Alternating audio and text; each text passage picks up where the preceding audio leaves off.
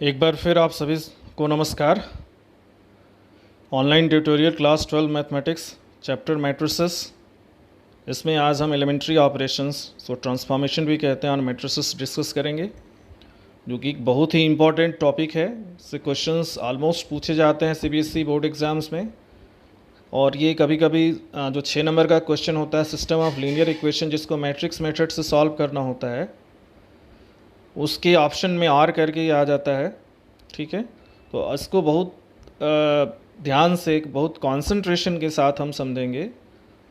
और आप सभी से रिक्वेस्ट है कि आप नोट्स अपना बनाते जाइए क्लास 12 का, और वीडियो तो आपको अवेलेबल रहेगा ही, जब चाहे देख सकते हैं। रिक्वेस्ट है कि आप चैनल को सब्सक्राइब करें, शेयर करें, लाइक करें और कमेंट भी करें। ठीक है, अब चलिए हम अपने टॉपिक पे आते हैं, एलिमेंट्री ऑपरेशंस, ट्रांसफॉर्मेशन। तो एलिमेंट्री ट्रांसफॉर्मेशन कुल 6 होते हैं। There are total 6 elementary transformation, 3 for rows and 3 for columns.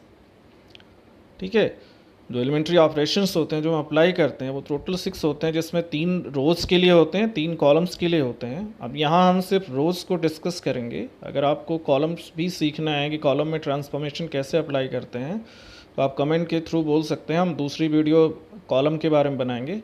But दोनों में कोई डिफरेंस नहीं है। जैसे हम रोज़ के लिए अप्लाई करते हैं, वैसे ही कॉलम के लिए अप्लाई करते हैं, लेकिन थोड़ा सा जो पहले स्टेप होती है वो डिफरेंट हो जाती है। बाकी एप्लीकेशन जो होता है ट्रांसफॉर्मेशन के लिए, वो एक ही तरह का होता है।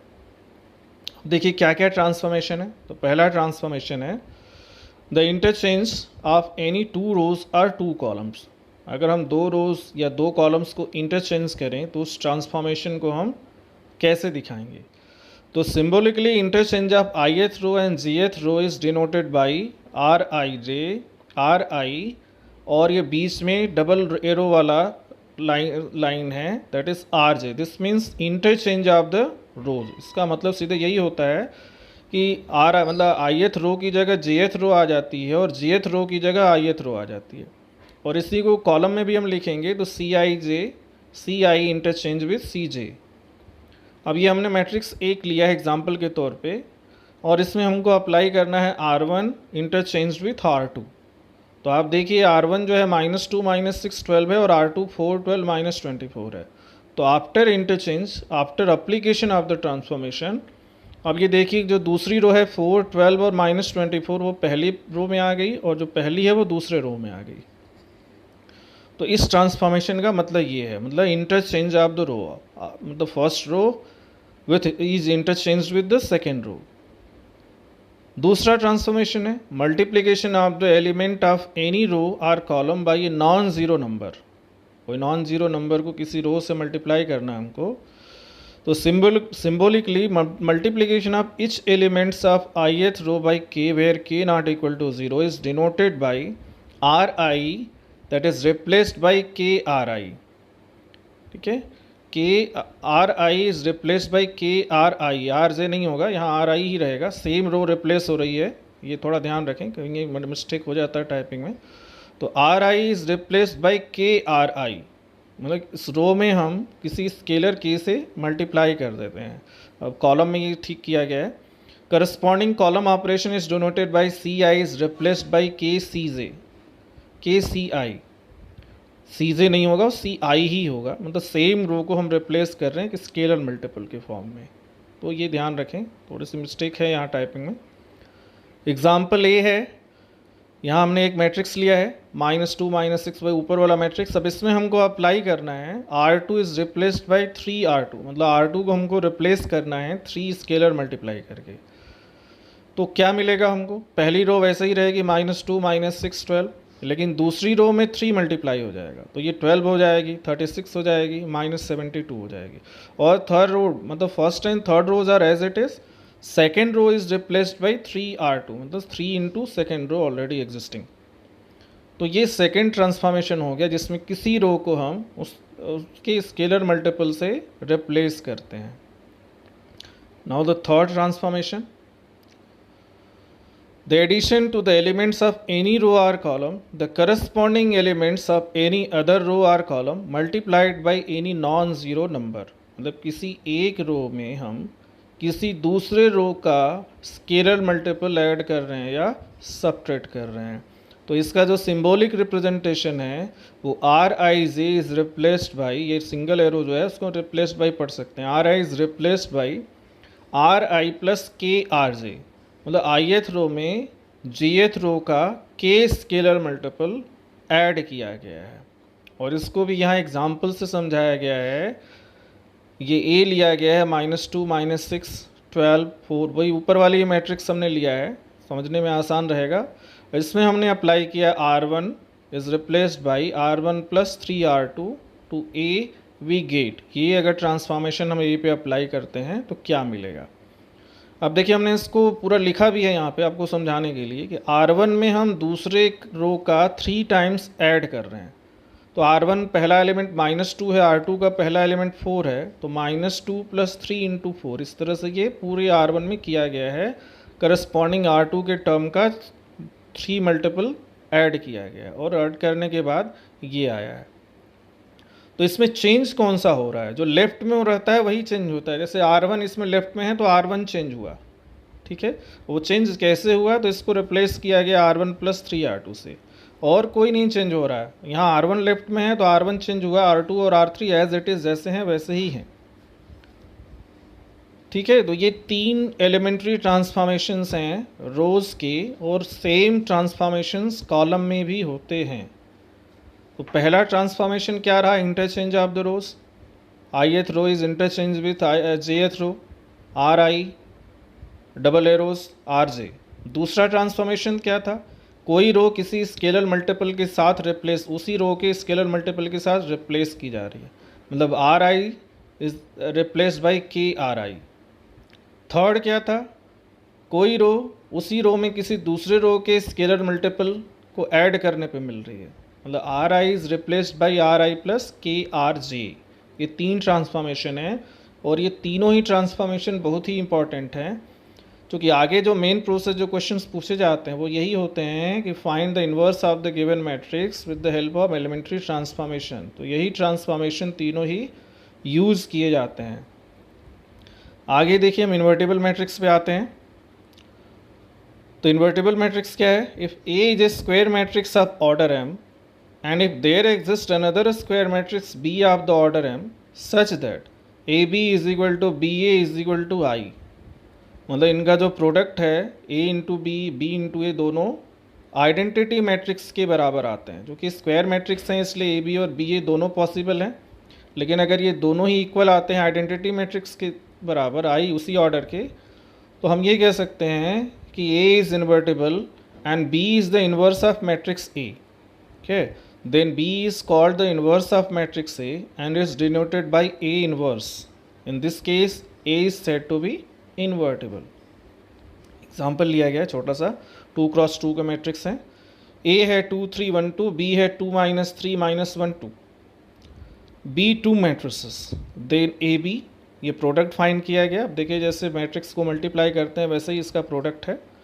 तो ये 1 0 0 1 that is I2, second order का आइडेंटिटी मैट्रिक्स। फिर BA है, अब इन्हीं को इंटरचेंज करके मल्टीप्लाई किया गया तो भी हमको वही चीज़ मिल रही है, 1 0 0 1 I2, सेकेंड ऑर्डर का आइडेंटिटी मैट्रिक्स। इसका मतलब क्या हो गया, AB is equal to BA is equal to I, then B is the inverse of A and we write B is equal to A inverse.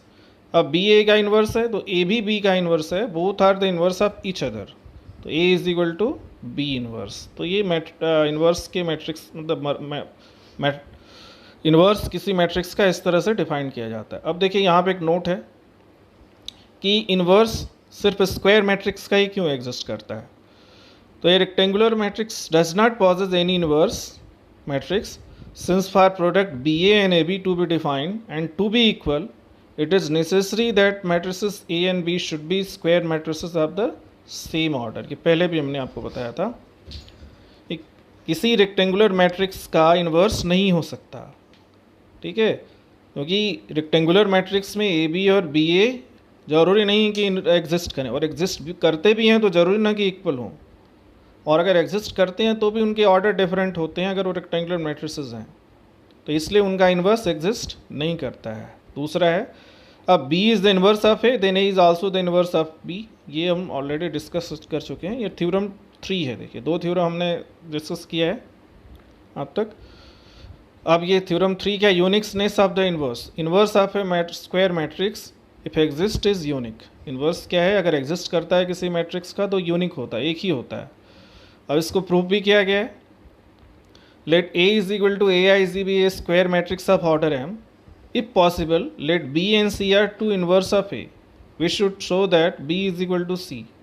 हमने मान लिया कि B और C दो इन्वर्सेज हैं A के, लेकिन हमको शो क्या करना है कि B और C अगर हम ये शो कर दें तो इसका मतलब कि इन्वर्स क्या है, यूनिक है।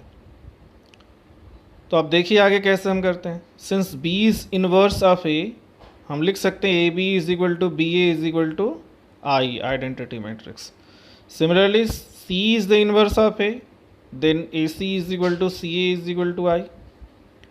अब हम आते हैं नेक्स्ट स्टेप पे, तो B is equal to BI लिख सकते हैं। मतलब आइडेंटिटी मैट्रिक्स हम किसी भी मैट्रिक्स में मल्टीप्लाई करें तो वही मैट्रिक्स मिलता है। तो B is equal to BI लिखे, लेकिन I क्या है, CA है या AC है, दोनों में से कोई लिख सकते हैं। तो B is equal BI means B into AC, that is BA into C। अब BA क्या है, आइडेंटिटी के बराबर है, I है, तो this will be I into C, और I into C means C। तो स्टार्ट किया हम B से और पहुंच गए C पे, this means B is equal to C। Therefore the inverse of the square matrix if exist is unique. ये यहाँ से प्रूफ होता है। सिंपल है कि 2 नंबर में क्वेश्चन पूछे जा सकते हैं, ये ध्यान रहे। थ्योरम 4 है, if A and B are invertible matrices of the same order, then AB whole inverse is B inverse into A inverse। इसको इन्वर्स का हम रिवर्सल रूल भी कहते हैं। प्रोडक्ट का हम इन्वर्स फाइंड करें या इन्वर्स का प्रोडक्ट फाइंड करें, लेकिन इन्वर्स का प्रोडक्ट फाइंड करने में हमको रिवर्स ऑर्डर लेना पड़ता है। AB whole inverse that is B inverse into A inverse. इसका भी प्रूफ है। From the definition of the inverse of the matrix we have, अब जैसे अगर बी ए का इन्वर्स है तो A B is equal to I होता है। तो अगर ए बी का इन्वर्स ए बी इन्वर्स है तो A B into A B whole inverse is equal to I.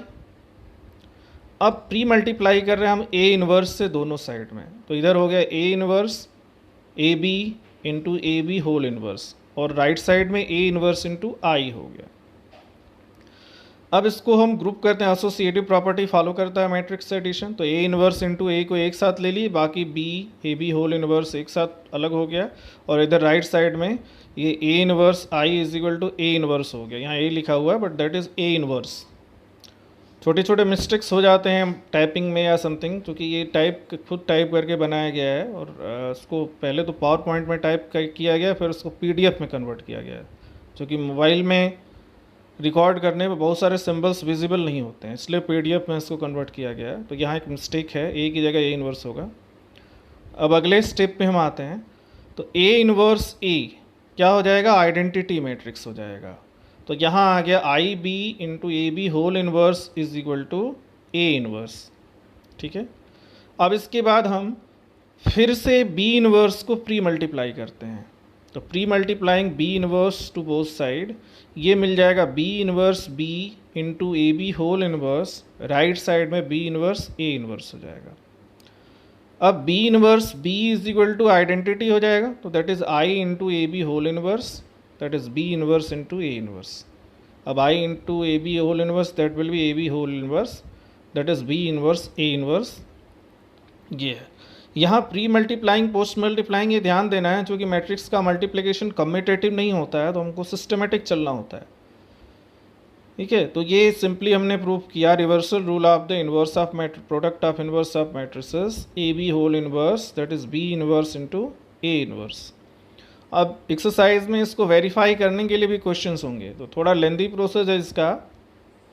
अब inverse of A matrix by elementary operation, सबसे इम्पोर्टेंट टॉपिक इस चैप्टर का ये है। तो let X A and B are square matrices of same order such that X is equal to A B. In order to apply a sequence of elementary row operations on the matrix equation x is equal to AB, We will apply these elementary operations simultaneously on X and on the first matrix A of the product AB on the right hand side. हमने x को AB के term x is equal to AB, तो अगर हम elementary operation row operation perform करते हैं तो हम लेफ्ट में करेंगे और वही ऑपरेशन राइट के पहले मैट्रिक्स A पे करेंगे। ये ध्यान रहे, क्योंकि प्रोडक्ट के केस में पहले मैट्रिक्स से रो लिया जाता है और दूसरे से कॉलम लिया जाता है। रो बाय कॉलम प्रोडक्ट होता है मैट्रिक्स का। तो अगर हम रो ऑपरेशन कर रहे हैं तो राइट साइड के पहले मैट्रिक्स पे हम रो ऑपरेशन करेंगे, दूसरे को एज इट इज छोड़ेंगे और लेफ्ट में जो एक ही है उस पर हमको करना है। लेकिन अगर हम यही कॉलम ऑपरेशन करते हैं तो हमको राइट साइड के दूसरे मैट्रिक्स को लेना पड़ेगा। Similarly, in order to apply a sequence of column operations on the matrix equation x is equal to AB, we will apply these operations simultaneously on X and second matrix B of the product on right hand side. Product के case में पहले matrix से रो लेते हैं, second matrix से column लेते हैं। तो अगर हमको कॉलम ऑपरेशन अप्लाई करना है तो लेफ्ट हैंड साइड में जो ऑपरेशन हम अप्लाई करेंगे वही राइट साइड के सेकेंड मैट्रिक्स पे हम वो कॉलम ऑपरेशंस अप्लाई करेंगे। इसीलिए हम इन्वर्स अलग अलग मैट्रिक्स, जब रो ऑपरेशन अप्लाई करना होता है तो अलग लिखते हैं, कॉलम मैट्रिक्स अप्लाई करना होता है तो कॉलम ऑपरेशन अप्लाई करना होता है तो अलग लिखते हैं। आगे है, इसको हम डिस्कस करेंगे। देखिए यहाँ, in view of the above discussion we conclude that if A is a matrix of such that A inverse exist, then to find A inverse using elementary row operation, write A is equal to IA and apply a sequence of row operation on A is equal to IA till we get I is equal to BA। ये ध्यान रखिए, A is equal to IA से हमको I is equal to BA पे पहुंचना है। मतलब row operation हमको लेफ्ट में A पे अप्लाई करना है उसको आइडेंटिटी बनाने के लिए, और वही ऑपरेशन हमको राइट में I पे अप्लाई करना है। मतलब डिसाइड हमको लेफ्ट से करना है, क्योंकि लेफ्ट को हमको आइडेंटिटी बनाना है। राइट में जो भी बने, तो जो ऑपरेशन हमको लेफ्ट में करना है वही राइट में पहले मैट्रिक्स आई पे करना है रो एलिमेंट्री ट्रांसफॉर्मेशन के लिए, और ए इज इक्वल टू आई ए से आई इज इक्वल टू बी ए पे हमको चेंज करना है। उस केस में क्या हो जाएगा कि बी ए का इन्वर्स हो जाएगा। तो matrix B will be the inverse of A. Similarly, if we wish to find A inverse using column operation, then we write A is equal to AI। अब यहाँ पे हम A is equal to AI लिखेंगे, रो वाले में हम A is equal to IA लिखते थे, यही डिफरेंस है। And apply a sequence of elementary operation on A that is equal to AI till we get I is equal to AB। अब यहाँ अगर I is equal to AB हमको मिल गया तो यहाँ पे B क्या हो जाएगा, ए इनवर्स हो जाएगा। हमने जो ऑपरेशन अप्लाई किए थे वो बी पे किए थे, ठीक है। तो मोस्टली हमको लेफ्ट हैंड साइड जो ए है उस पर ध्यान देना, उसको हमको आइडेंटिटी में बदलना है, और इसका भी तरीका होता है, क्योंकि आप हैफाजार्ड वे में अगर आप उसको चेंज करते हो तो आपको रिजल्ट नहीं मिलेगा और आप परेशान हो जाओगे। तो इस वीडियो को ध्यान से देखिएगा, बहुत ही आसान तरीका है उसको आइडेंटिटी बनाने का। रिमार्क्स में है, in case after applying one or more elementary row column operations on A is equal to I A अगर रो ऑपरेशन है तो, A is equal to A I अगर कॉलम ऑपरेशन है तो, we obtain all zeros in one or more rows of the matrix A on the left hand side, then A inverse does not exist.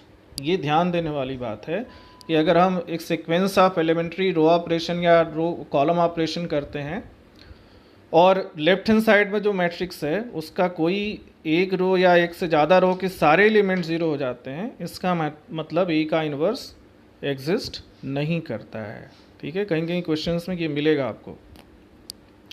अब ये हम आते हैं इसके example पे, कैसे हम फाइंड करेंगे। By using elementary operation find the inverse of the matrix A is equal to 1 2 2 -1। ये 2 क्रॉस 2 का हमने एक 2 क्रॉस 2 का एग्जाम्पल लिया है, एक 3 क्रॉस 3 का लिया हुआ है, और रो ट्रांसफॉर्मेशन ही हमने यहाँ डिस्कस किया है। सेम वे में आप कॉलम ट्रांसफॉर्मेशन कर सकते हो, फिर लिखने का ढंग जो पहला स्टेप होता है वही डिफरेंट होता है। और अगर आपको कॉलम ऑपरेशन भी जानना है तो आप कमेंट में लिख सकते हैं, उसके लिए मैं अलग वीडियो बना दूंगा।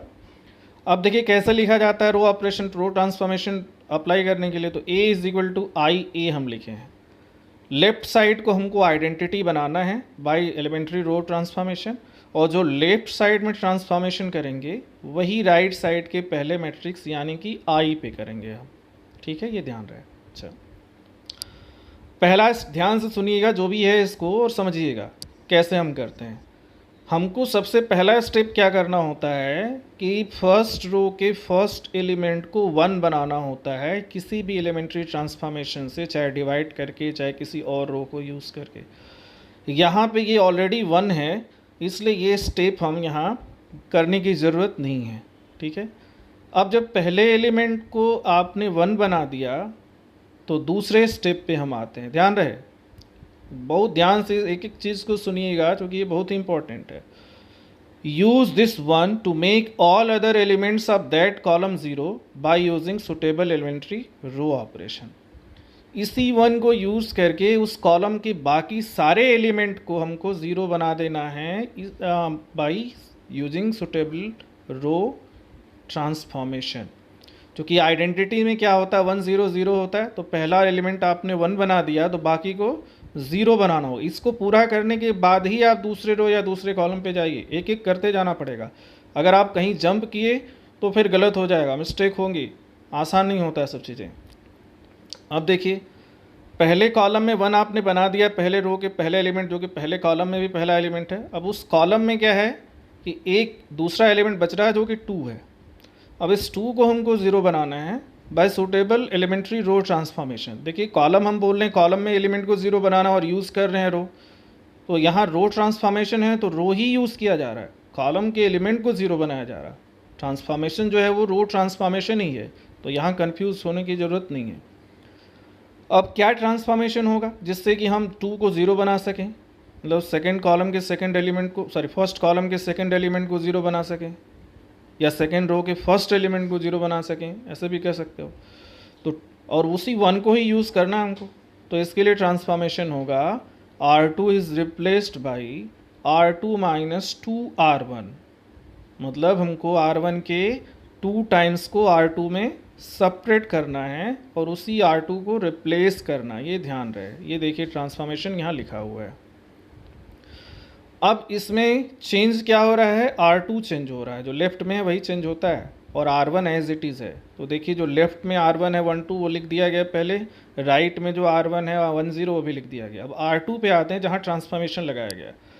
तो R2 माइनस 2R1, तो 2 माइनस 1 इंटू 2 पहले के लिए 0 हो गया, फिर माइनस 1 इंटू 2 इंटू 2 दूसरे एलिमेंट पे, क्योंकि अब एक ही पे 0 बनाया मतलब वो पूरे रो में हमको चलना है, ये नहीं कि हमने एक को 0 बना दिया बाकी छोड़ दिया, पूरे रो पे ट्रांसफॉर्मेशन है। तो minus 1 into sorry minus 1 minus 2 into 2, ये आ गया -5। तो लेफ्ट साइड का ट्रांसफॉर्मेशन अभी तक पूरा हुआ। राइट में आते हैं तो R2 में पहला एलिमेंट 0 है, तो 0 माइनस 1 इंटू 2 -2 हो गया। दूसरा 1 है तो 1 माइनस 2 इंटू 0, ये 1 का 1 रह गया। अब देखिए, लेफ्ट में जो है 1 0, पहला कॉलम आइडेंटिटी की तरफ हम चले जा रहे हैं, पहला कॉलम पूरा हो गया 1 0। अब दूसरे कॉलम को हमको 0 1 बनाना है, ये भी ध्यान रहे। अब दूसरे कॉलम को 0 1 बनाना है, मतलब दूसरे कॉलम के दूसरे एलिमेंट या दूसरे रो के दूसरे एलिमेंट A22 को हमको सबसे पहले 1 बनाना है, ये ध्यान रखना है। और डायगोनल एलिमेंट को हम 1 बनाने के बाद ही आगे कुछ प्रोसीड करेंगे। अब क्या ट्रांसफॉर्मेशन हो गया जब हम A22 को 1 बनाएंगे जो कि -5 है। और ये ध्यान रहे कि -5 को बनाने के लिए ऊपर से हम कुछ नहीं यूज़ करते, जैसे आप उसको ऐड कर दिया आप इसका 3 टाइम R1 का, तो वो +6 हो के 1 हो गया, क्योंकि यहाँ 0 जो आपने बनाया वो भी चेंज हो जाएगा। तो ऊपर से नहीं करना आपको, जो भी ट्रांसफॉर्मेशन नीचे से करते जाना है, जो आप पूरा कर चुके हैं उस पर नहीं जाना है।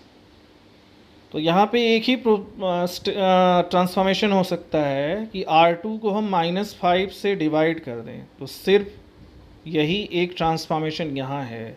तो स्टेप 3 क्या है, go to next row and make second element of second row A22 1, इसको हमको 1 बनाना है by suitable elementary row operation.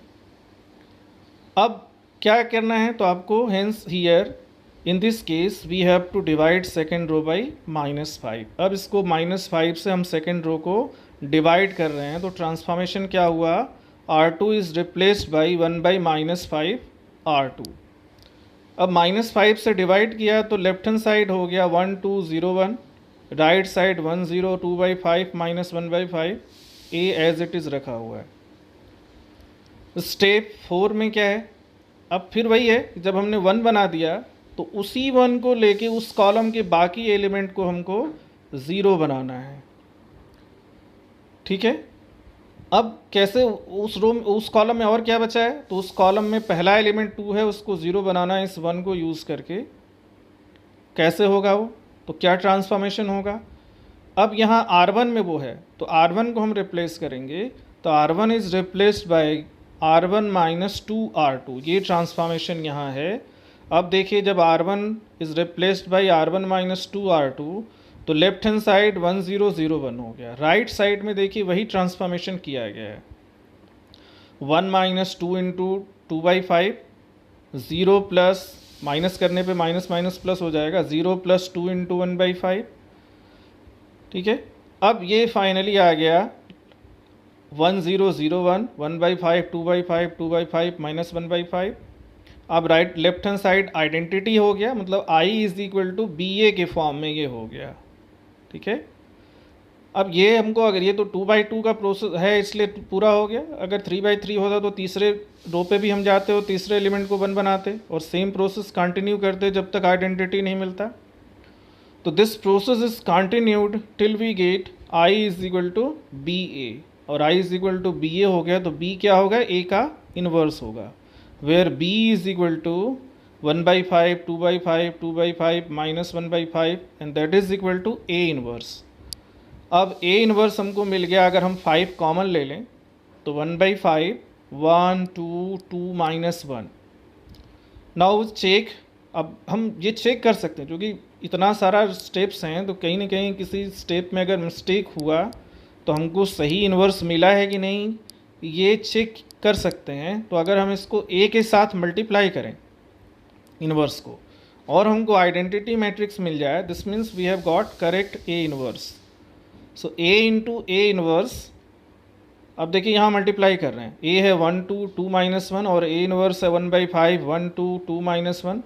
अब इसको मल्टीप्लाई किया गया यहाँ, तो देखिए ये आइडेंटिटी 1 0 0 1 मिल गया। इसका मतलब कि प्रोडक्ट जब आइडेंटिटी आ रहा है तो एक दूसरे का इन्वर्स होगा, this means we have got correct inverse. तो दिस इज़ द प्रोसेस, ये हमने 2x2 का एग्जाम्पल लिया है। अब आगे जो है 3x3 का एग्जाम्पल लेंगे जिसमें हम अब स्टेप्स, नंबर ऑफ स्टेप्स में ज़्यादा हो जाएंगे। अब देखिए एग्जाम्पल 24 है, NCERT का एग्जाम्पल हमने लिया आपको समझाने के लिए। Obtain the inverse of the following matrix using elementary operations. A है 3x3 स्क्वायर मैट्रिक्स 0 1 2 1 2 3 3 1 1। अब इसको उस फॉर्म में हमने लिख दिया A is equal to IA। ठीक है, अब हमारा प्रोसेस फर्स्ट स्टेप क्या होता है कि फर्स्ट रो के फर्स्ट एलिमेंट A11 को 1 बनाना। यहाँ क्या है, ये 0 है। ठीक है, अब इसको 1 बनाना है, तो 1 बनाने के लिए हम क्या कर सकते हैं कि यहाँ अगर हम ध्यान से देखें तो दूसरे रो का पहला एलिमेंट 1 है, तो हम ट्रांसफॉर्मेशन R1 को रिप्लेस कर सकते हैं R1 प्लस R2 से भी, या हम R1 और R2 को इंटरचेंज कर दें, तो इंटरचेंज करना यहाँ आसान रहेगा। तो इंटरचेंज किया गया है, यहाँ पे देख सकते हैं ये ऑपरेशन अप्लाई किया गया है। ठीक है, यहाँ हमने इंटरचेंज किया है R1 और R2 को, तो हमको मिल गया, अब ये R2 जो है वो R1 में चला गया तो हो गया 1 2 3, और R1 R2 की जगह चला गया तो 0 1 2 हो गया। तो जो लेफ्ट में हमने किया वही राइट में भी करना है। अब राइट में क्या हो जाएगा, R2 जो है वो R1 आ जाएगा R2 की जगह, तो 1 0 0 हो जाएगा, और R1 की जगह R2 चला जाएगा तो 0 1 1 हो गया, 0 1 0 हो गया। ये ध्यान रहे, ये पहला स्टेप हो गया।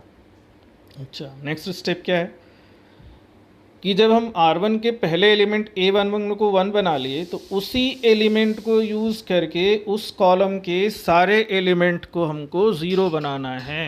मतलब C1 में पहला एलिमेंट जो है 1 हो गया, तो इस 1 को यूज़ करके हम उस कॉलम में और जितने एलिमेंट हैं, जैसे एक 0 है, दूसरा जो है वो 3 है, उनको 0 बनाना। तो एक तो ऑलरेडी 0 है, एक 3 है जिसको हमको 0 बनाना है, तो इस 3 को 0 बनाने के लिए जब हम ट्रांसफॉर्मेशन करेंगे तो क्या होना चाहिए, तो वहाँ ट्रांसफॉर्मेशन होगा R3 को रिप्लेस करेंगे हम R3 माइनस 3R1, क्योंकि 1 को हमको यूज़ करना है। तो R3 माइनस 3R1 R3 के लिए यूज़ हो रहा है, तो R1 और R2 जो है वो चेंज नहीं होंगे। अब देखिए आगे, तो ये हमने चेंज किया। देखिए पहला और दूसरा रो एज इट इज़ हैं। R3 में हमने R1 का 3 टाइम्स सब्ट्रैक्ट किया है, तो 3 minus 1 into 3, 1 minus 3 into 2, 1 minus 3 into 3, जो R1 के एलिमेंट हैं वो 3 टाइम्स R3 में सब्ट्रैक्ट हो रहे हैं। और सिमिलरली राइट हैंड साइड में भी वही काम करना हमको। तो 0 minus 0 into 3, 0 minus 1 into 3, 1 minus 0 into 3। तो ये ट्रांसफॉर्मेशन करने के बाद ये हमको मिल गया। देखिए पहला कॉलम हम पूरा कर चुके हैं आइडेंटिटी के लिए 1 0 0, पहला पूरा कर लिए। तो हम दूसरे पे आते हैं। अब दूसरे पे दूसरा एलिमेंट को हमको 1 बनाना पड़ता है, ठीक है। यहाँ पे ये ऑलरेडी 1 है, मतलब इसके लिए हमको कोई ट्रांसफॉर्मेशन नहीं करना है। ये एक स्टेप हमारे लिए फ़ायदा हो गया, बच गया यहाँ पे, क्योंकि ये ऑलरेडी 1 है। नेक्स्ट स्टेप क्या होगा, इसी 1 को यूज़ करेंगे उस कॉलम के बाकी एलिमेंट को 0 बनाने के लिए। और उस कॉलम में क्या है, पहला एलिमेंट 2 है और तीसरा एलिमेंट -5 है। तो इन दोनों को हमको 0 करना है इसी 1 को यूज़ करके। तो R1 में जो 2 है उसके लिए ट्रांसफॉर्मेशन क्या होगा, R1 is replaced by R1 minus 2R2। और R3 में जो -5 है उसके लिए क्या होगा, R3 is replaced by R3 plus 5R2, plus करना होगा यहाँ पे। तो ये दो ट्रांसफॉर्मेशन हम करेंगे। इसको रिपीट किया हमने, फिर से लिखा क्योंकि इस पेज पे हम उसको देख सकें।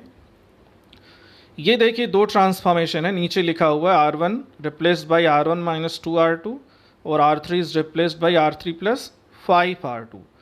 तो अब इसमें चेंज कौन सा नहीं हुआ, अब देखिए राइट लेफ्ट में R1 और R3 हैं तो ये दोनों चेंज हुए, R2 नहीं, मतलब R2 अनचेंज्ड है।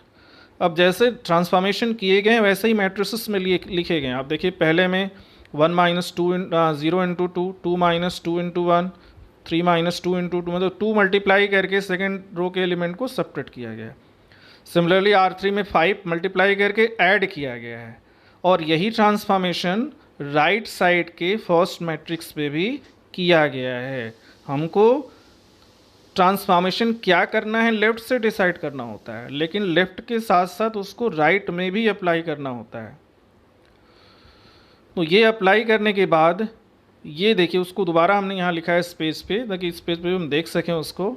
ये मिला आपको। अब यहाँ क्या है कि हम सेकंड कॉलम को भी आइडेंटिटी के लिए पूरा कर चुके हैं। पहला कॉलम हो गया 1 0 0, दूसरा हो गया 0 1 0, तीसरा बचा हुआ है जो कि -1 2 2 है।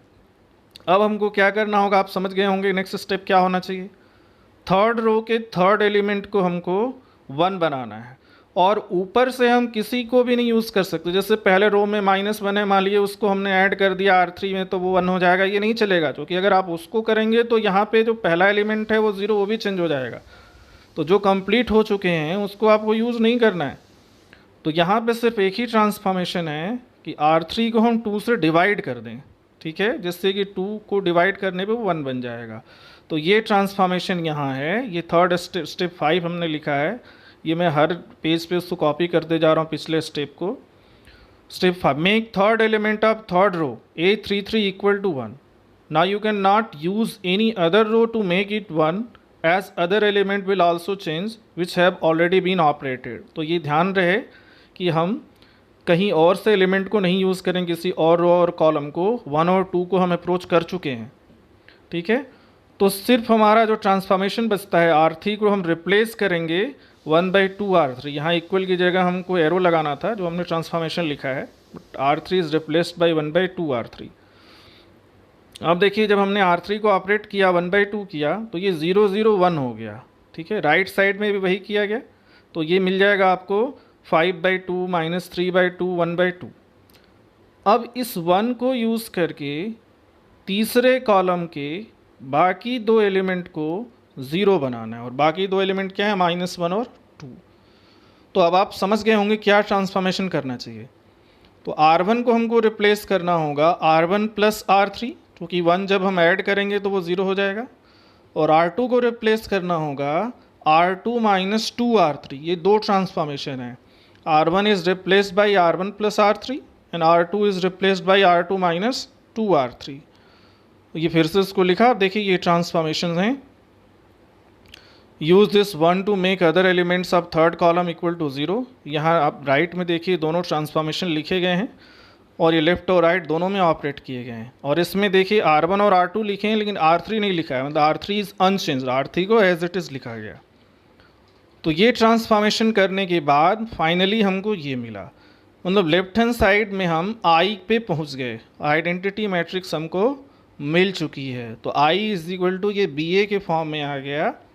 ठीक है, इसका मतलब बी क्या हो जाएगा, ए इनवर्स हो जाएगा। तो यहाँ पे हमने ए इनवर्स फाइंड किया। ठीक है, अब ए इनवर्स मिल गया, 1/2 कॉमन ले लिया, 1 माइनस 1 1 माइनस 8 6 माइनस 2 5 माइनस 3 1। अब देखिए हमने 1/2 कॉमन लिया और सेकेंड रो में 1/2 नहीं है, तो कॉमन लेने पे ये मल्टीप्लाई हो जाएगा सब में। तो -4 3 और -1 जो है वो -8 6 -2 हो जाएंगे, क्योंकि 1/2 सबसे कॉमन लिया गया। ये सब चीज़ें ध्यान देने होती है। ठीक है, तो यहाँ से हमने एलिमेंट्री रो ट्रांसफॉर्म, तीन ही ट्रांसफॉर्मेशन है। As per our need we have to apply them sequentially और to find the inverse of A matrix. तो यहाँ ए इन्वर्स हमने फाइंड कर लिया।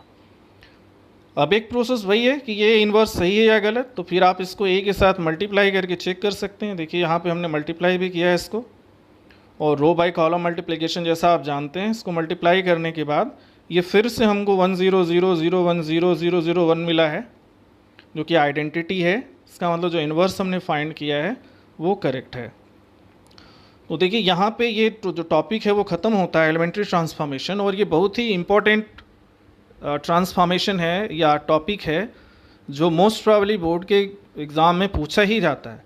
तो इस वीडियो को ध्यान से देखिए, आप समझिए एक एक चीज़ को। आप अगर इसको रिपीट करके देखते जाएंगे तो हर चीज़ क्लियर हो जाएगा। एक बार मैं फिर से इसको रिपीट कर देता हूँ, जो प्रोसेस है एलिमेंट्री ट्रांसफॉर्मेशन का इन्वर्स फाइंड करने के लिए। इसमें सीक्वेंस है सबका, ध्यान रखिए। सबसे पहले तो पहले रो के पहले एलिमेंट को 1 बनाइए, फिर 1 को यूज़ करके उस कॉलम के बाकी एलिमेंट को 0 बना दीजिए। तो आपका आइडेंटिटी वाला प्रोसेस 1 0 0 पूरा हो जाएगा। और ये जो ट्रांसफॉर्मेशन किए हैं वो राइट में भी पहले मैट्रिक्स पे आपको करना है। पहले कॉलम को पूरा करने पे आप सेकंड रो पे जाइए या सेकंड कॉलम पे जाइए और उसके सेकंड एलिमेंट जो डायगोनल एलिमेंट है A 2 2 उसको 1 बनाइए। और उसको 1 बनाने के बाद उसी को यूज़ करके बाकी उस कॉलम के एलिमेंट को 0 बनाइए बाय सुटेबल एलिमेंट्री ट्रांसफॉर्मेशन। और यही ट्रांसफॉर्मेशन आप राइट में भी कीजिए जो फर्स्ट मैट्रिक्स है। अब सेकंड कॉलम भी पूरा हो जाएगा, तो आपको मिल गया 1 0 0 0 1 0 अगर 3x3 का मैट्रिक्स है तो। अब थर्ड रो पे आइए और उसके थर्ड एलिमेंट जो डायगोनल एलिमेंट A 3 3 है उसको 1 बनाइए। अब इसके लिए आप डिवाइड कर सकते हैं। यहाँ पे सिर्फ एक ही आप ऑपरेशन होता है, डिवाइड ही करना, क्योंकि बाकी सबको आप चेंज कर चुके होते हैं। ठीक है, या मल्टीप्लाई, अगर रिफ्रैक्शन में हो तो मल्टीप्लाई करना। अब जब इसको 1 बना लिए तो इस 1 को यूज़ करके उस कॉलम के बाकी एलिमेंट को आप 0 बनाइए और सेम प्रोसेस राइट में भी कीजिए। अब जब यहाँ भी आपने पूरा कर लिया तो आपको ये आइडेंटिटी मैट्रिक्स 3x3 का मिल गया 1 0 0 0 1 0 0 0 1। तो लेफ्ट में क्या आ जाएगा, बी ए का प्रोसेस हो जाएगा। और I is equal to B A means B is the inverse of A. तो इस तरह से आपको इन्वर्स मिलता है मैट्रिक्स का। ठीक है, तो अब इसको ये चैप्टर पूरा हो चुका है। अब इसमें आपको एक्सरसाइज सॉल्व करने हैं और नेक्स्ट टाइम आप एक्सरसाइज को सॉल्व कीजिए। नेक्स्ट टाइम हम आपको उसके सॉल्यूशन बताएंगे। प्रॉब्लम्स पूछिए हमसे।